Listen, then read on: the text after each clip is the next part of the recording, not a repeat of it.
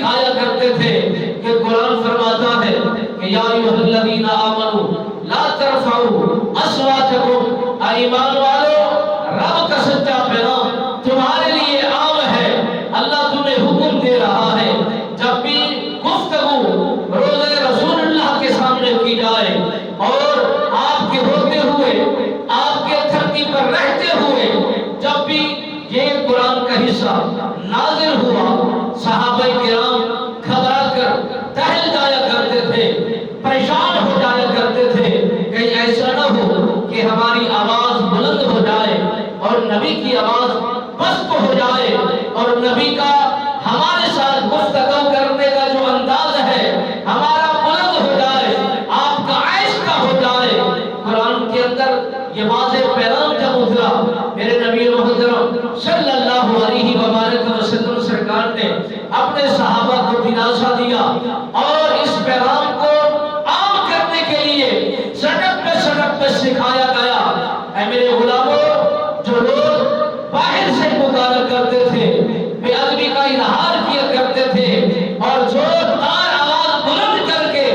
آواز دے کر ہمیں خطاب کیا کرتے تھے، بلایا کرتے تھے، رب نے یہ عمل پسند نہیں کیا۔ رب نہیں چاہتا کہ میرا محبوب ہو، رحمت للعالمین نبی ہو اور کائنات کے اندر ان کا نام بلند ہو، آخری نبی ہو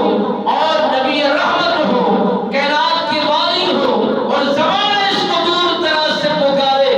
ہم اس کو گوارا ہی نہیں سمجھتے، ہم اس کو پسند ہی نہیں کرتے۔ اللہ کی شان اور مصطفیٰ کی شان میں یہی تو فرق رب نے رکھا ہے کہ اگر رب فرماتا ہے کہ میرے ساتھ کوئی کلام کرنے میں بے ادبی کرے گا، گستاخی کرے گا اور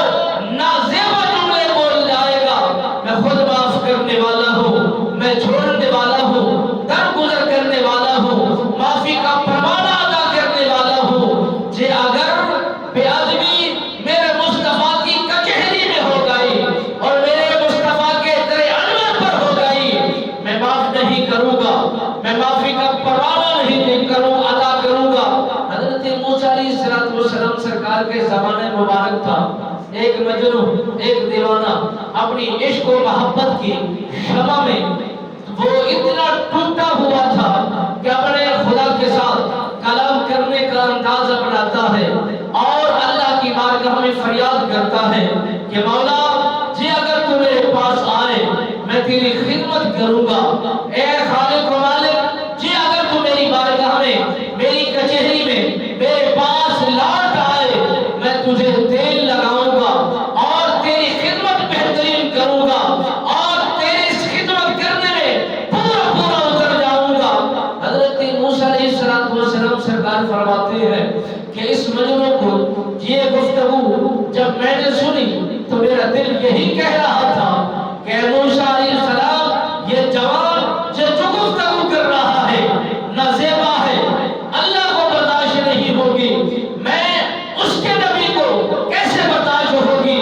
اللہ کے اس بندے مرد مجاہد نے محبت بھرے جملوں میں اللہ کو پکار رہا ہے، عرض و گزار کر رہا ہے کہ مولا جی اگر تو میرے پاس آئے